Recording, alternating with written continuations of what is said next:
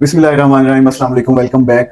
हम अपने academic sessions को जारी रखे हुए हैं और कोशिश करते हैं कि ऑन एंड ऑफ वीडियोस बनाते रहें और अपने पेशेंट्स को और अपने इलाके के लोगों को जहां तक हमारी आवाज़ जाती है मालूमात फ्राहम करते रहें कि कैसे आपने मुख्तलिफ किस्म की डिजीज़ का मुकाबला करना है, कैसे उनको प्रिवेंट करना है और किस किस्म की डिजीज़ में हम कैसे उसको रिस्पॉन्स आउट करेंगे। सो मस्कुलोस्केलेटल सिस्टम को डिस्कस कर रहे हैं, हड्डी और जोड़ों के सिस्टम को डिस्कस कर रहे हैं और इसी को आगे बढ़ाते हैं। और आज बहुत ही इंपॉर्टेंट टॉपिक डिस्कस करने जा रहे हैं जिसका नाम है ऑस्टियोप्रोसिस। आम जुबान में हड्डियों का भुरभुरा हो जाना और भुरभुरा होके टूटना भी शुरू हो जाना इवन। सो ऑस्टियोप्रोसिस ज्यादातर हमारे सब कॉन्टिनेंट में तो बहुत ही कॉमन है, स्पेशली फीमेल्स में जब उनकी एज 50 से अबव हो जाती है, पोस्ट मेनोपॉजल एज स्टार्ट हो जाती है, उनके हार्मोनल चेंजेस आते हैं, उसके बाद ऑस्टियोप्रोसिस बहुत ही ज्यादा कॉमन होना शुरू हो जाती है। तो अब ऑस्टियोप्रोसिस में होता क्या है? एक तो ऑस्टियोप्रोसिस में आपकी जो हड्डियों का मैस है वो डिक्रीज हो जाता है, उनसे कैल्शियम डीमिनरलाइज हो जाता है, जिसकी वजह से उनकी साख्त और स्ट्रक्चर खराब होना शुरू हो जाता है और वो भुरभुरी सी होना शुरू हो जाती है। इस प्रोसेस के बाद उनके टूटने की सकत जो है वो ज्यादा बढ़ जाती है और थोड़े से फ्रैक्चर से, मतलब ऊपर से हमने अगर पाँव ही फर्ज करें एक सीढ़ी से जमीन पे रखा तो कई दफा पेशेंट से ही कंप्लेन करते हैं कि बस मैंने तो सीढ़ी उतरी थी और मेरी हड्डी फ्रैक्चर हो गई। So this is due to osteoporosis. और इसमें बहुत ज्यादा चांसेस होते हैं कि पेशेंट हल्की सी अगर आउट ऑफ द वे जाके एक्टिविटी करता है तो उसमें बोन फ्रैक्चर्स आना शुरू हो जाते हैं। मैं फिर से बताता चलूं, विटामिन डी डेफिशिएंसी और फीमेल ये बहुत ज्यादा कॉमन है ऑस्टियोप्रोसिस में। अब जब ऑस्टियोप्रोसिस के साथ हमारे पास पेशेंट्स आते हैं तो हम करते क्या हैं?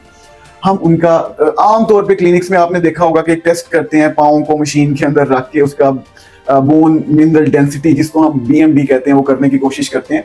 वो हमें ऑस्टियोप्रोसिस के बारे में एक रफ सा आइडिया देता है, लेकिन this is not the exact diagnosis. इसी तरह कुछ लोग एक्सरे करवाते हैं, एक्सरे में भी हमें एक रफ एस्टिमेशन होता है कि बोन डीमिनरलाइज हो रही है, लेकिन एग्जैक्ट डायग्नोसिस के लिए हमें डेक्सा स्कैन चाहिए होता है और ये बड़े सेटअप्स में अवेलेबल होता है। तो जब हम डेक्सा स्कैन करते हैं तो उस पर डिफरेंट किस्म की वैल्यूज आती हैं।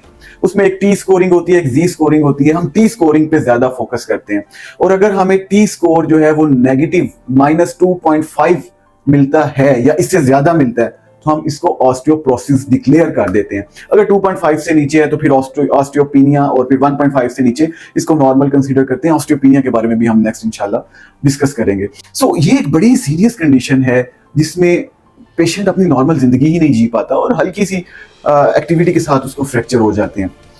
अब अगर ऑस्टियोप्रोसिस एक पेशेंट को डेवलप हो चुका है तो इसके बारे में हम होम रेमेडीज क्या कर सकते हैं? उसको कैल्शियम सप्लीमेंट इंक्रीज करने होंगे, उसके विटामिन डी सप्लीमेंट्स इंक्रीज करने होंगे, उसको दूध पिलाना होगा, उसे धूप में आधा घंटा बिठाना होगा। इसके अलावा उसको फ्रेश वेजिटेबल्स देनी होंगी, फ्रेश जूसेस देने होंगे ताकि बोन्स की डीमिनरलाइजेशन के प्रोसेस को स्टॉप तो नहीं हम कर सकते लेकिन स्लो डाउन किया जाए।